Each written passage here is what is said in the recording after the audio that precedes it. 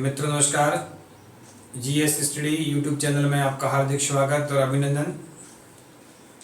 आज हम राजस्थान का उपमहातंत्र के अंतर्गत अरब सागरीय उपमहातंत्र के बारे में हम पढ़ रहे हैं और हमने पिछले वीडियो में अरब सागरीय उपमहातंत्र में खंबात की खाड़ी में गिरने वाली नदियों के बारे में पढ़ा। आज हम कच्छ की खाड़ी में गिरने वाली नदियों के बारे में पढ़ेंगे, जिसमें मुख्य है लूणी और पश्चिमी बनास के बारे में अध्ययन करेंगे। दोस्तों, थोड़ा कार्य की अधिकता के कारण, व्यस्तता के कारण मैं रेगुलर अनवरत जो वीडियो नहीं दे पाया, इसके लिए क्षमा चाहता हूं और कुछ दिनों के पश्चात वापस रेगुलर आपके पास वीडियो आते रहेंगे। तो आज हम पढ़ने वाले हैं राजस्थान का उपमहातंत्र में कच्छ की खाड़ी में गिरने वाली नदियां। कच्छ की खाड़ी और कच्छ की खाड़ी में जो गिरने वाली जो मुख्य जो नदी है वो है लूणी। तो आज हम लूणी और उसकी सहायक नदियों के बारे में पढ़ेंगे। अरब सागरीय उपमहातंत्र का जो राज्य में हिस्सा है वो 17% उपमहातंत्र का पाया जाता है, जिसके बारे में हमने पढ़ा। तो लूणी नदी का उद्गम पढ़ते हैं हम, इनका प्रवाह, इनकी कौन कौन सी जो सहायक नदियां लूणी की, इन सब के बारे में हम अध्ययन करते हैं। तो दोस्तों ध्यान दें, अजमेर में नागपहाड़ियाँ हैं। कहाँ है? अजमेर, नागपहाड़ अजमेर।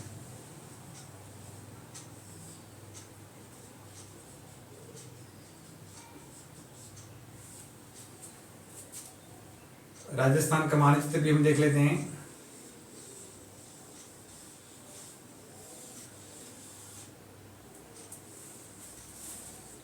तो अजमेर में जो नागपहाड़ी है वहां से लूणी नदी का उद्गम होता है और दो धाराओं के रूप में उसका उद्गम होता है। पहली जो उसकी जो धारा है उत्तर में वो है सागरमती, और दूसरी जो धारा है वो है सरस्वती। तो सरस्वती और सागरवती दो धाराओं के रूप में अजमेर की नागपहाड़ियों से लूणी नदी का उद्गम होता है। इसके पश्चात ये दोनों धाराएं अजमेर में ही गोविंदगढ़ नाम का कोई स्थान है, वहां पर इन दोनों धाराओं का मिलन होता है, गोविंदगढ़। याद रखना, गोविंदगढ़ पर इन दोनों धाराओं का मिलन होता है, सागरमती व सरस्वती। और इसके बाद ये नदी लूणी नदी के नाम से जानी जाती है। तो इसके बाद पश्चात वो नागौर जिले में चली जाती हैं। नागौर के पश्चात मुड़ जाती है नागौर, यानी अजमेर के बाद इसका प्रवाह नागौर। तो क्रम से ध्यान रखना, उद्गम कहाँ से हो रहा है? अजमेर। अजमेर के पश्चात चली जाती है नागौर में। नागौर के बाद जोधपुर जिले में आ जाती है। कौन से जिले में? जोधपुर। जोधपुर के बाद पाली, पाली के बाद बाड़मेर और अंत में जालोर जिले में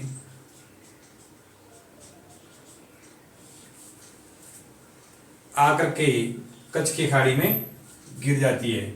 इन राज्य के 6 जिलों में इस नदी का प्रवाह है।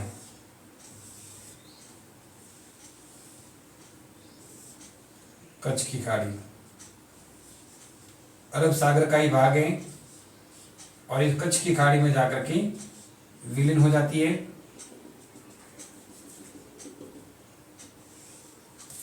तो इस तरह अजमेर में नागपाड़ से लगाकर कच्छ की खाड़ी तक इस नदी का जो विस्तार है, इसकी लंबाई है वो 495 किलोमीटर है।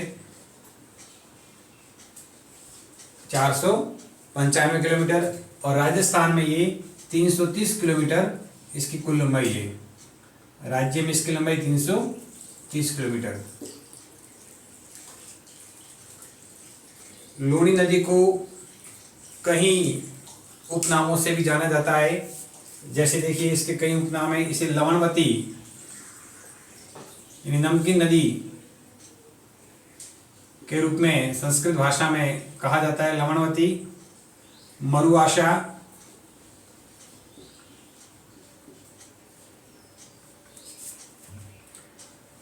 इसी नदी को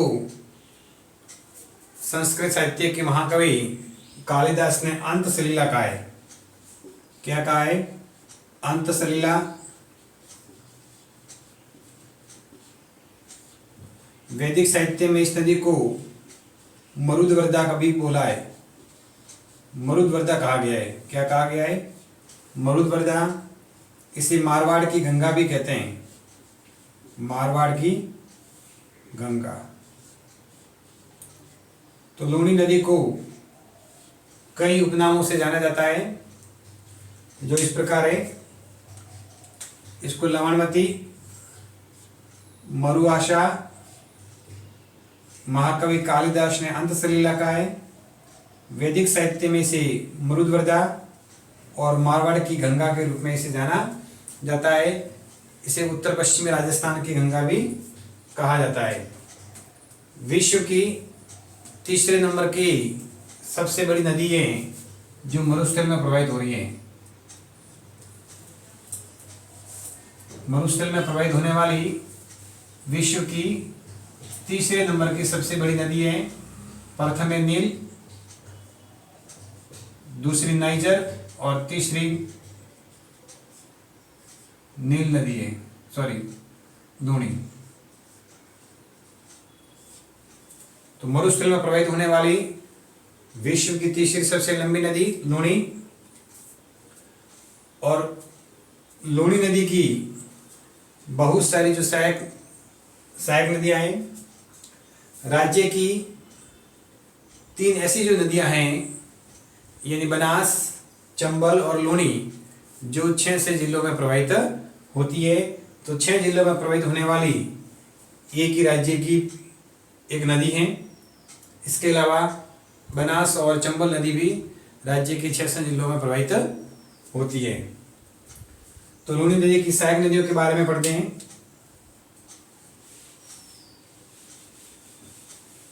उसका दोस्तों मैंने एक ट्रिक बनाया है, अब उसको याद रखना।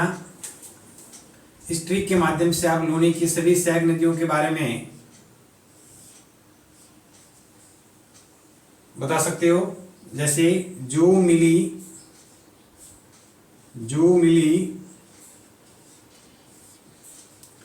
बा साग सूख जाए, बा साग सूख जाए। इस ट्रिक में दोस्तों लूणी की सभी सहायक नदियां के नाम छिपे हुए। देखिए यहां पर जो से मतलब है जोजड़ी,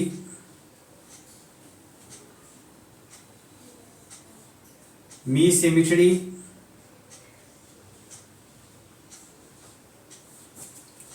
ली से लीलड़ी,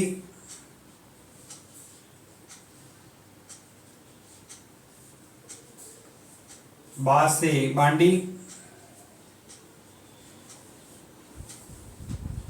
साग से सागी, सू से सुखड़ी,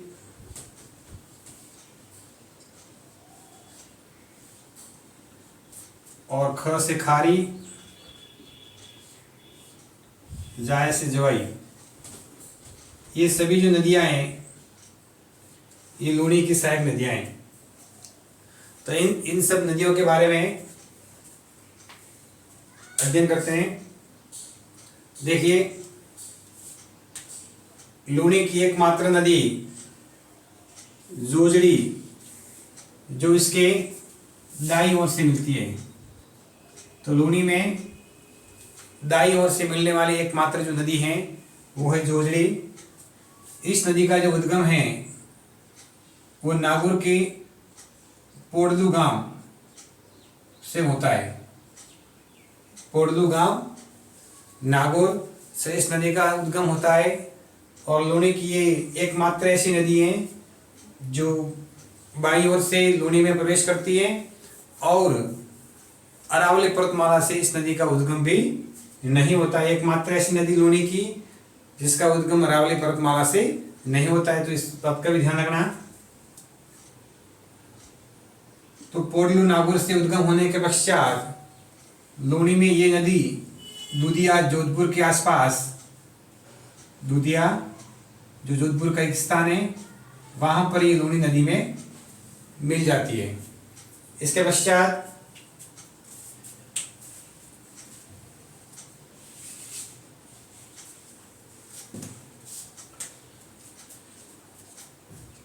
लीलड़ी नदी जो बेयावर पाली से इस नदी का उद्गम होता है, बेयावर पाली से इस नदी का उद्गम होता है और लूनी नदी में आकर के मिल जाती है।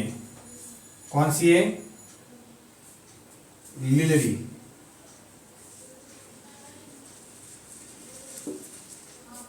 स्थान है लाखर, और लाखर स्थान पर ये लूनी नदी में जाकर के मिल जाती है। इसके पश्चात सुकड़ी नदी,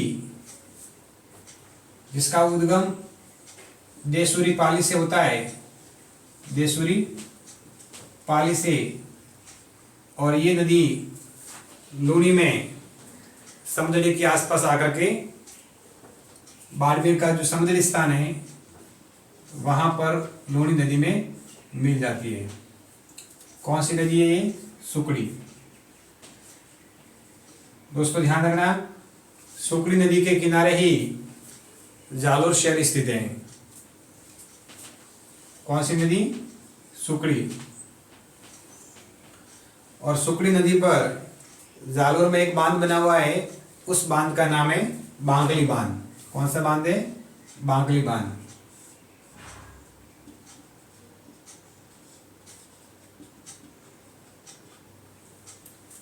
इसके पश्चात एक और नदी जो लूनी में आकर के मिल जाती है, वही जिसका उद्गम भी पाली से होता है, वो है मिठड़ी। मिठड़ी नदी भी लूनी में आकर के समाहित हो रही है बाड़मेर में। इसके बाद बांडी नदी,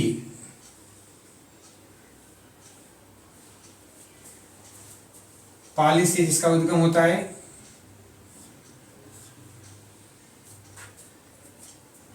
और ये नदी भी यहाँ पर, नदी भी मंगला नामक स्थान पर आकर के लूनी में मिल जाती है। कौन सा स्थान है? मंगला नामक स्थान पर बांडी नदी भी लूनी में आकर के मिल जाती है। और बांडी नदी का जो उद्गम पलाद पाली से होता है, पलाद पाली।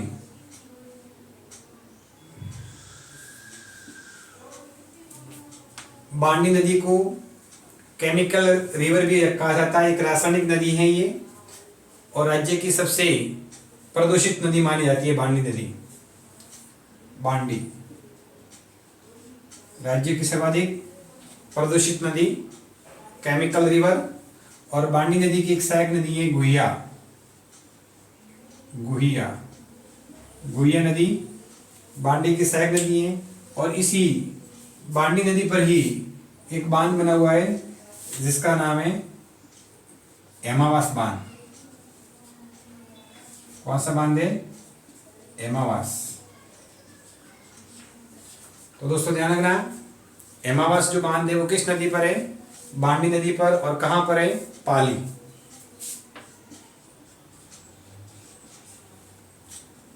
इसके पश्चात देखिए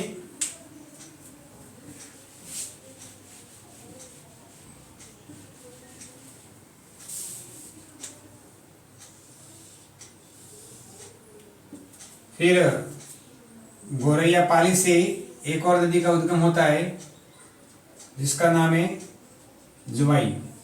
गोरैया पाली से जुवाई नदी का उद्गम होता है। और जुवाई नदी में सिरुई की शेरगढ़ से निकलकर खारी नदी इसमें मिल जाती है। शेरगढ़ सिरुई से जिसका उद्गम होता है उसका नाम है खारी। तो खारी नदी सैला के आसपास जवाई नदी में मिल जाती है।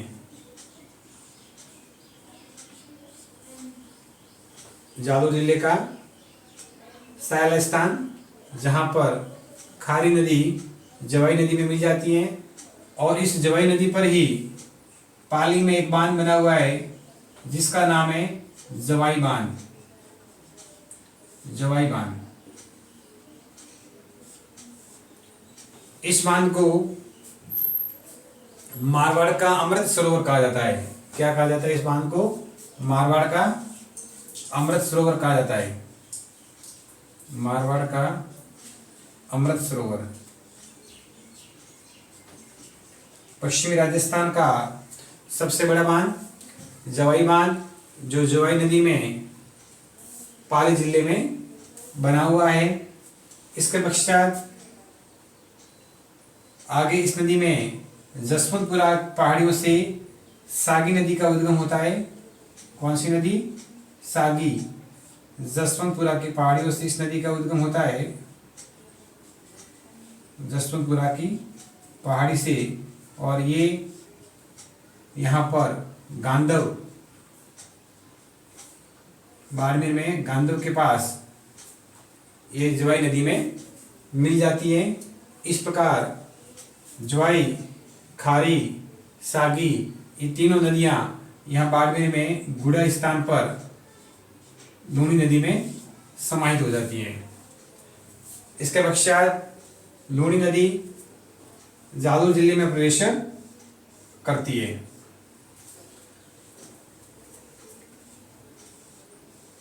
और जालौर जिले में इस नदी का जो प्रवाह है, विशेषकर जो सांचौर में, इस नदी के प्रवाह को रेल या नहर कहा जाता है। रेल या नहर।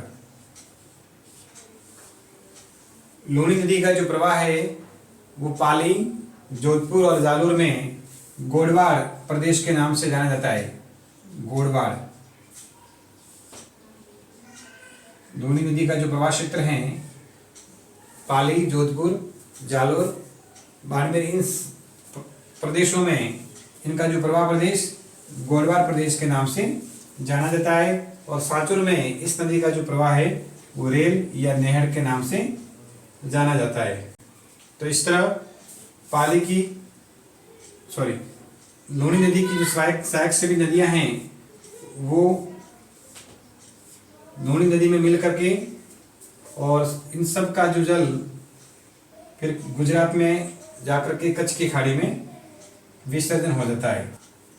तो राज्य की सबसे महत्वपूर्ण नदी लूणी, जिसको कई नामों से भी जाना जाता है, इसकी लंबाई राज्य में 330 है और कुल लंबाई इसकी 495 किलोमीटर है। तो ये थी लूणी। अब हम कच्छ की खाड़ी में गिरने वाली दूसरी जो महत्वपूर्ण नदी है जिसके बारे में पढ़ेंगे वो है पश्चिमी बनास।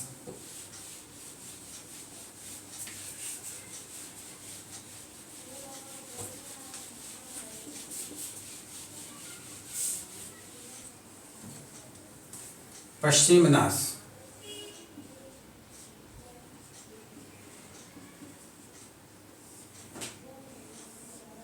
दोस्तों, पश्चिमी जो बनास नदी का जो उद्गम है वो सिरोही का नया सानवारा गांव से इस नदी का उद्गम होता है। नया सानवारा गांव, सिरोही।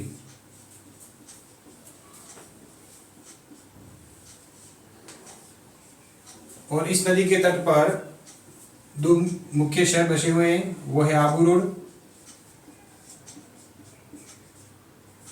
और डिशा। गुजरात का डिशा, यानी राज्य में उद्गम होने के पश्चात ये नदी गुजरात राज्य में चले जाती हैं और फिर कच्छ की खाड़ी में विलीन हो जाती है।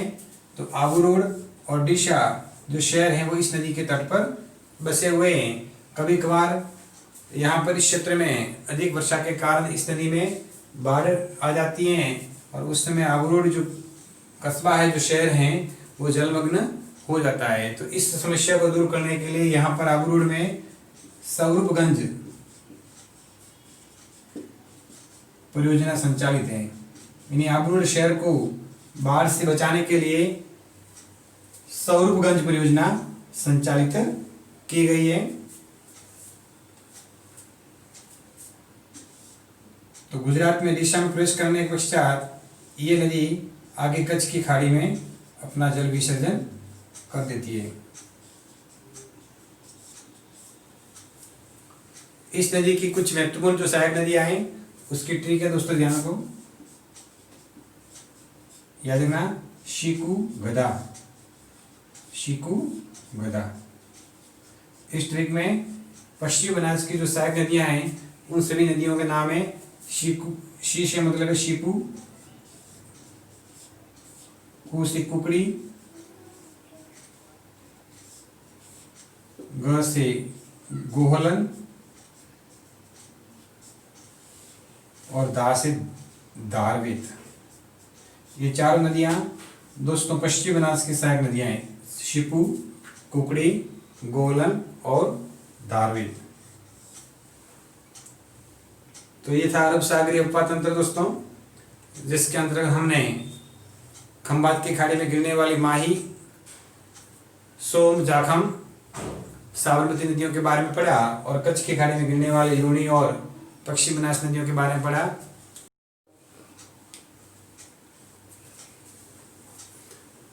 दोस्तों मैंने पिछले वीडियो में कुछ प्रश्न पूछे थे, उन प्रश्नों के सही जवाब अभी आपको दिए जाएंगे, तैयार रहें। तो पहला प्रश्न पूछा था दोस्तों, वो था कि भारत की सबसे बड़ी खारे पानी की झील कौन सी है, तो वो थी चिल्का झील। कौन सी झील? चिल्का। पहले प्रश्न का सही आंसर था चिल्का। भारत की सबसे बड़ी खारे पानी की झील है। और दोस्तों दूसरा प्रश्न पूछा गया था कि गणेश्वर सभ्यता की जननी किस नदी को कहा जाता है, तो उसका सही जवाब था कांतली। कांतली नदी को गणेश्वर सभ्यता की जननी कहा जाता है। और तीसरा प्रश्न पूछा गया था कि थार रेगिस्तान का उपहार किस झील को कहा जाता है, तो वो झील थी सांबर। काफी दोस्तों ने, मित्रों ने अच्छे जवाब दिए, उन सबको बहुत बहुत धन्यवाद। तो अब तैयार हो जाइए दोस्तों आज के 3 प्रश्न के लिए। आज का पहला प्रश्न है कि पिचियाक बांध या जसवंत सागर बांध, जसवंत सागर बांध किस नदी पर बना हुआ है दोस्तों? आपको इस प्रश्न का जवाब देना है इस वीडियो के कमेंट्स बॉक्स में कि पिचियाक या जिसको जसवंत सागर बांध भी कहा जाता है, ये किस नदी के तट पर बना हुआ है। दूसरा प्रश्न है जवाई बांध, अभी आपने बताया दोस्तों जवाई बांध के बारे में, जो जवाई नदी के तट पर बना हुआ है, जवाई नदी पर। और ये राज्य का सबसे बड़ा बांध, पश्चिमी राजस्थान का सबसे बड़ा बांध है और जिसे मारवाड़ का अमृत सरोवर भी कहा जाता है। दोस्तों आपको बताना है कि इस बांध में किस नदी का जो पानी वो सुरंग के माध्यम से डाला जा रहा है, जो वो नदी उदयपुर से निकलती है। आपको बताना है कि जवाई बांध में किस नदी का जो पानी है वो सुरंग के माध्यम से डाला जा रहा है। तीसरा प्रश्न दोस्तों बताना है आपको, तो दोस्तों तीसरा प्रश्न ये आपको बताना है कि लूनी की कौन सी जो नदी है जिसका राज्य में सर्वप्रथम सीमांकन हुआ था। लूनी की कौन सी सहायक नदी, लूनी की कौन सी सहायक नदी है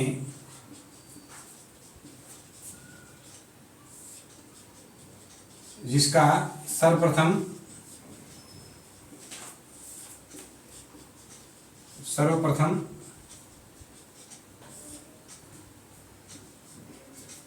सीमांकन हुआ था। तो दोस्तों आपको इन तीनों प्रश्नों के सही जवाब इस वीडियो के कमेंट्स बॉक्स में देना है। प्रथम जो 3 प्रश्नों के सही जवाब देता है उसका नाम हम इस YouTube चैनल की नेक्स्ट वीडियो में लेंगे। तो आपको इन तीनों प्रश्नों के जवाब देने हैं। नेक्स्ट हम बंगाल की खाड़ी का उपतंत्र की वीडियो के साथ मिलेंगे। तब तक के लिए धन्यवाद।